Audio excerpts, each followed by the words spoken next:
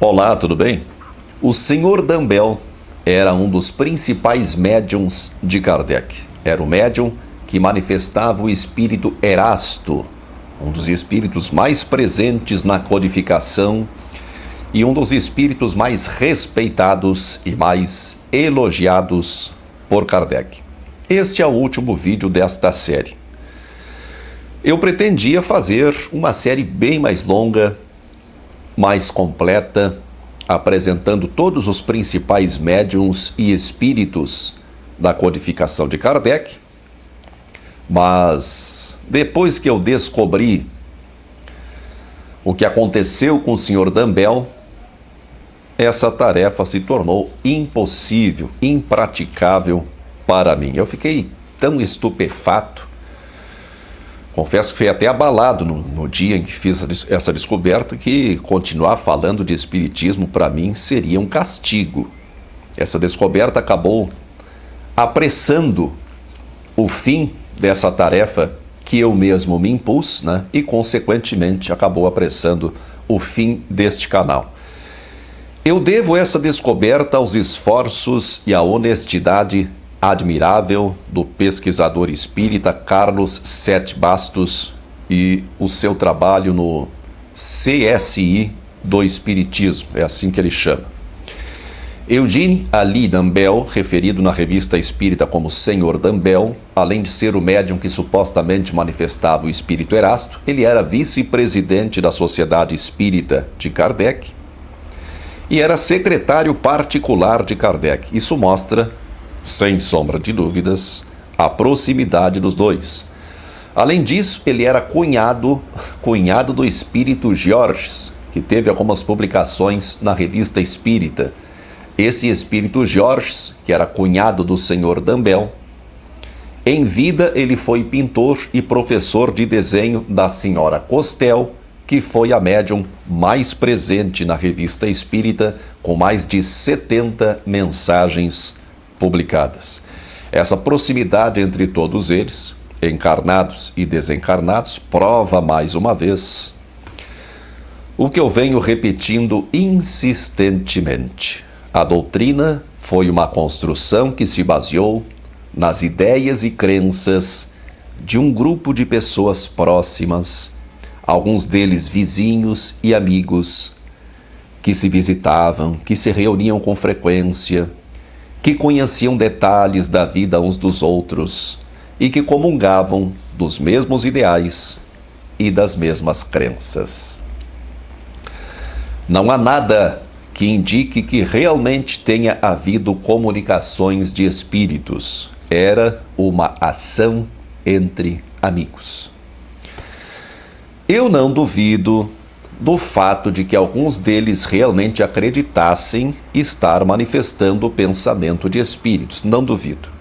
Mas o que encontramos são apenas as suas ideias pessoais, né? As suas opiniões, ideias, crenças, ideais pessoais, com seus erros e acertos e os preconceitos e as aspirações típicos da época e do lugar em que todos eles viveram. Nos vídeos em que eu tratei do espírito Hahnemann e da médium através da qual Hahnemann supostamente se manifestava, né, a senhorita Jafé, eu chamei a atenção para a influência que essa dupla, né, médium e espírito, a influência que essa dupla exerceu sobre Kardec a ponto de convencê-lo de que ele era um missionário. A dupla Dumbell e o espírito Erasto também foi decisiva neste sentido, conforme nós vemos nas obras póstumas de Kardec, no título Minha Primeira Iniciação no Espiritismo. Eu disse que o Sr. Dumbell foi muito presente na codificação e na revista espírita, mas a sua participação na revista espírita durou apenas 4 anos, de 1861 a 1865. Um pouco antes da sua saída da revista espírita, o Sr. Dumbell funda o periódico L'Avenir, com temática assim bastante semelhante ao da revista espírita. Kardec chega a comentar de maneira elogiosa o surgimento do L'Avenir. Mas pouco depois, ao que parece, ao que tudo indica, o Sr. Dumbell se tornou dissidente de Kardec. No L'Avenir, o Sr. Dumbell publica em capítulos o famoso Livro de Erasto, com uma espécie de doutrina paralela ao Espiritismo de Kardec, com algumas divergências importantes. 7 meses depois de publicar o último capítulo do seu Livro de Erasto, o Sr. Dumbell tira a própria vida. E eu confesso que não sabia disso. Sabia as outras informações todas, mas isso eu não sabia. E essa descoberta me fez muito mal. Como eu disse no começo do vídeo, eu pretendia fazer uma série mais longa, mas embora eu saiba que a imensa maioria das pessoas sejam espíritas ou pessoas que apenas se interessam por esse tema, embora eu saiba que essa imensa maioria de pessoas não saibam, não conheçam as coisas que eu costumo abordar aqui, para mim, intimamente, é como se eu estivesse batendo em bêbado. E não entenda isso como uma provocação ou como uma espécie de qualquer tipo de menosprezo pelos espíritas. Como eu disse, a maioria nem faz ideia dessas coisas. E é maioria mesmo, né? 99,9999. Mas é como eu me sinto, como se estivesse derrubando um bêbado incapaz de se defender e o espancando.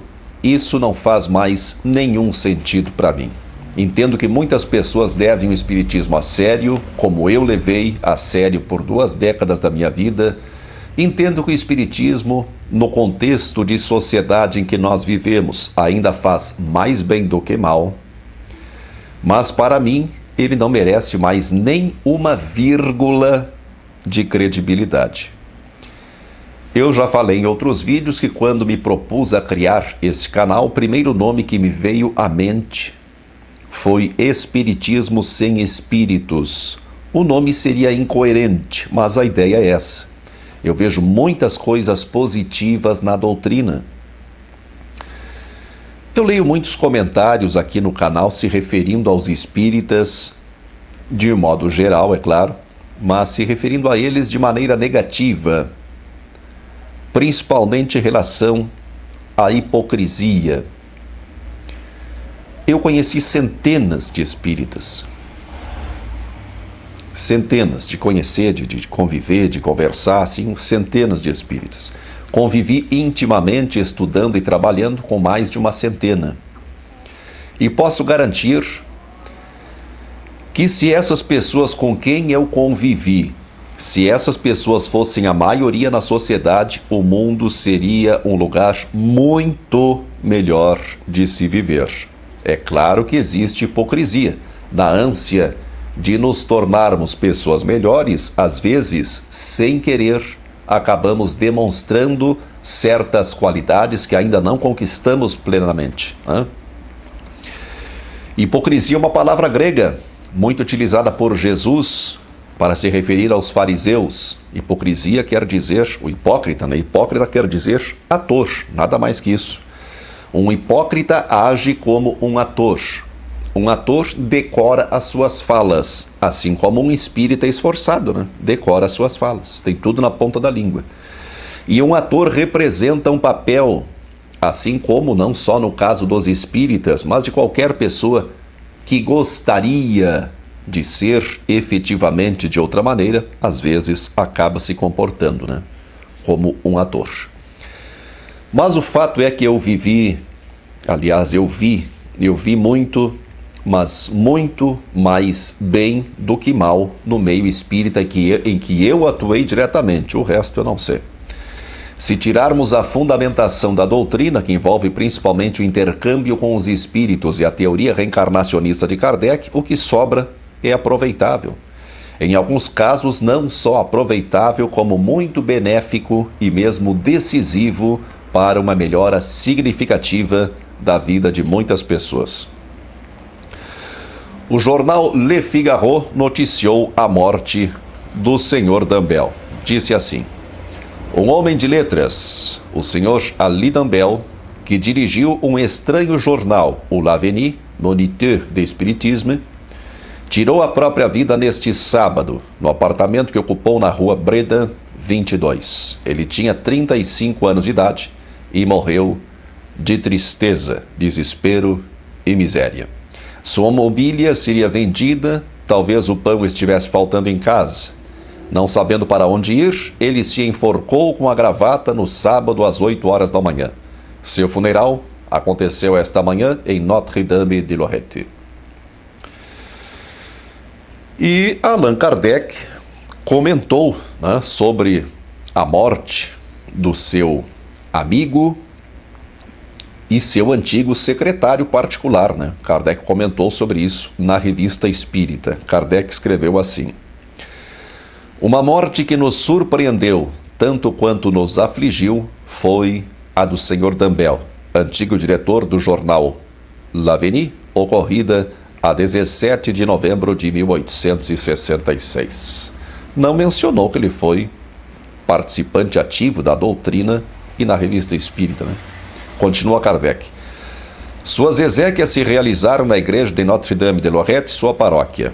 A malevolência dos jornais que dele falaram revelou-se nesta circunstância de maneira lamentável por sua afetação em ressaltar, exagerar, envenenar, como se tivessem prazer em revolver o ferro na ferida, tudo quanto esta morte poderia ter de penoso, sem consideração pelas suscetibilidades de família, esquecendo até o respeito que se deve aos mortos, sejam quais forem suas opiniões e suas crenças em vida. Esses mesmos jornais teriam gritado escândalo e profanação contra quem quer que dessa maneira tivesse falado de um dos seus. E no final conclui: acrescentaremos que o morto não deixa filhos e que sua viúva retirou-se para a sua família. Não sei se você prestou atenção na contradição de Kardec. Ele está criticando os jornais que noticiaram a morte do seu amigo. Como é que ele disse aqui? Como se tivessem prazer em revolver o ferro na ferida, tudo quanto esta morte poderia ter de penoso, sem consideração pelas suscetibilidades de família, esquecendo até o respeito que se deve aos mortos, sejam quais forem suas opiniões e suas crenças em vida. Mas ele está criticando o quê? Está criticando aquilo que ele mesmo e os seus amigos médiuns ou supostos médiuns faziam na própria Revista Espírita, em que ele está escrevendo isso. Está criticando o que ele mesmo fazia.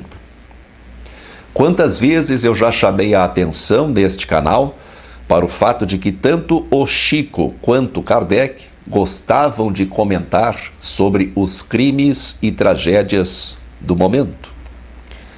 Dois casos que servem de exemplo estão no vídeo sobre o Espírito São Luís, desta mesma série. Eles liam notícias dos jornais do dia, antes da sessão espírita, e evocavam os espíritos dos envolvidos nas tragédias. E publicavam isso, né? Se nós sabemos isso, é justamente porque foi publicado na Revista Espírita. Será que eles não se davam conta de que poderiam ferir os sentimentos dos familiares desses mortos? Pimenta nos olhos dos outros é colírio, né? Sr. Dambel tirou a própria vida em 1866. 2 anos antes, apenas 2 anos antes, ele tinha uma opinião totalmente contrária a este ato. Eu vou ler um artigo da Revista Espírita do mês de setembro de 1864. Atentado fatal à própria vida, facilmente atribuído ao espiritismo. O Moniteur, de 6 de agosto, estampa o seguinte artigo que o Siècle reproduziu no dia seguinte. É Kardec quem está falando. Kardec está comentando sobre uma notícia publicada nos jornais locais. A notícia diz assim: ontem, quinta-feira, às 2 horas da tarde, um jovem de apenas 19 anos, filho de um médico, tirou a própria vida em seu domicílio, na Rua dos Mártires, com um tiro de pistola na boca. A bala fraturou-lhe a cabeça. A morte, porém, não foi instantânea. Conservou a razão por alguns momentos e, às perguntas que lhe eram feitas, respondia que, salvo o desgosto que ia causar ao pai, não sentia nenhum pesar pelo que havia feito. Depois foi tomado de delírio e, a despeito dos cuidados de que o rodearam, morreu na mesma noite, depois de uma agonia de 5 horas. Dizem que desde algum tempo esse infeliz rapaz nutria ideias de tirar a própria vida, presumindo-se, com ou sem razão, que o estudo do espiritismo, ao qual se entregara com ardor, não tinha sido estranho à sua fatal resolução. Os jornais, que noticiaram essa tragédia que nós acabamos de mencionar aqui, os jornais estão sugerindo que o estudo do espiritismo, por parte desse rapaz de 19 anos, que o estudo do espiritismo poderia ter sido a causa da sua decisão de atentar contra a sua própria vida. Agora Kardec faz o seu comentário. Kardec escreve assim: por certo, esta notícia fará o seu passeio nos jornais, como outrora a dos 4 supostos loucos de Lyon, repetida cada vez com o acréscimo de um 0, tamanha a avidez com que os nossos adversários buscam as ocasiões para criticar o espiritismo. A verdade não tarda a ser conhecida, mas que importa? Espera-se que de uma pequena calúnia espalhada sempre reste alguma coisa. Sim, dela algo resta, uma mancha sobre os caluniadores. Quanto à doutrina, não se nota que tenha sofrido por isto, já que prossegue sua marcha ascendente. Você pode observar que em momento algum Kardec lamenta a tragédia. Kardec não está aqui lamentando uma tragédia, uma coisa, um acontecimento funesto, nefasto que aconteceu. Não. A sua única preocupação é que podem associar a morte do rapaz ao espiritismo.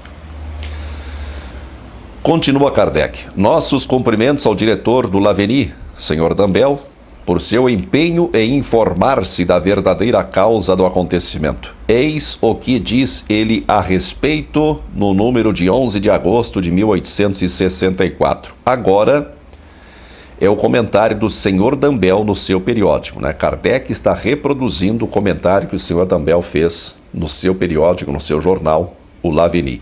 Escreveu assim o Sr. Dambel: confessamos que a leitura desta pasquinada mergulhou-nos na mais profunda estupefação.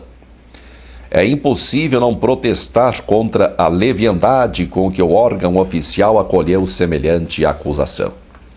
O espiritismo é completamente estranho ao ato desse moço infeliz. Você vê que o Sr. Dambel segue a mesmíssima linha de Kardec. A sua preocupação é apenas com a reputação da doutrina. Continua o Sr. Dambel. Nós que somos vizinhos do local do sinistro, sabemos perfeitamente que tal não foi a causa desse espantoso ato. Está dizendo que não foi o fato de estudar o espiritismo que levou o rapaz a tirar a vida. É com a maior reserva que devemos indicar a verdadeira causa desta catástrofe, mas, enfim, a verdade é a verdade e nossa doutrina não pode permanecer sob o golpe de tal imputação. Desde muito tempo, esse jovem, que apresentam como ardoroso estudioso da nossa doutrina, tinha fracassado várias vezes nos exames de proficiência exigidos ao fim do curso secundário. O estudo lhe era tão antipático quanto a profissão paterna. Em breve, ele deveria submeter-se a novo exame, mas foi em consequência de uma viva discussão com o pai que, temendo ser reprovado mais uma vez, tomou e executou a fatal resolução. Ele faz tanta questão de defender a reputação da doutrina que não se importa em acusar o pai indiretamente pela decisão do filho. Isso parece para você uma atitude caridosa? Eu não faria isso. Eu só faria isso se tivesse que depor em juízo, né? Para me defender de uma possível acusação contra mim. Num caso assim, talvez, desculpe. E olha que eu não sou nenhum exemplo de alma caridosa, né? Mas o mais importante vem agora. Continua o Sr. Dumbell. Acrescentamos que se realmente tivesse conhecido o Espiritismo, nossa doutrina o teria detido na queda fatal, ao mostrar-lhe todo o horror que nos inspira o ato de tirar a própria vida e todas as consequências terríveis que tal crime arrasta consigo. E aí ele coloca uma observação. Vide o Livro dos Espíritos, livro 4, Esperanças e Consolações. Ele afirma que se o rapaz tivesse realmente conhecido a doutrina, não atentaria contra a própria vida, não teria tirado a própria vida. E ele, né, um dos expoentes da doutrina, acabou fazendo a mesma coisa. E esse argumento, né, de que se ele tivesse realmente conhecido a doutrina, você já conhece, né? Deve conhecer, se me acompanha há bastante tempo, certamente você conhece esse argumento. Esse foi um dos argumentos mais utilizados contra mim desde que eu deixei de ser espírita. E será que ele realmente acreditou até o final que se comunicava com espíritos mesmo? Será que ele não se deu conta de que tudo não havia passado de um engano, de uma ilusão, e agora não acreditava mais nas consequências desse ato de tirar a própria vida? O que será que aconteceu? Triste, né? Eu acho triste. Mais do que triste, eu acho trágico. Por alguma razão, depois de tomar conhecimento desse fato, e me senti desempenhando um triste papel. E eu não quero mais este papel. Eu não me acho um missionário, como Kardec se achava, mas o fato é que dou minha missão por encerrada. Essa missão de questionar o Espiritismo, aí olha, chega de bater em bêbado. Eu disse no começo do vídeo que eu devo essas informações, essa informação específica a respeito da forma como terminou a vida do Sr. Dumbell, eu devo isso ao trabalho do Carlos Sete Bastos. Ele e outros estudiosos kardecistas, e é preciso se referir a eles como kardecistas para diferenciá-los dos partidários do EPB, o Espiritismo Popular Brasileiro. Ele e outros estudiosos kardecistas estão fazendo um trabalho primoroso e meticuloso de resgate histórico da formação da doutrina e dos seus primeiros tempos. Eu admiro muito a coragem e principalmente a honestidade dessas pessoas, né? Por exporem os fatos, os pontos fracos, né, da doutrina, e exporem assim dessa maneira abertamente. Se não fosse pelo trabalho deles, eu provavelmente não tomaria conhecimento disso. Só o que eu sabia era que o Sr. Dumbell tinha fundado Lavigny, né, se afastado de Kardec e publicado o livro de Erasto. Mas não sabia nada sobre o seu triste fim. Só o que eu não entendo, mesmo não consigo entender, é como essas pessoas conseguem continuar acreditando. Mas isso eu tenho que simplesmente respeitar. Muita força e paz para você.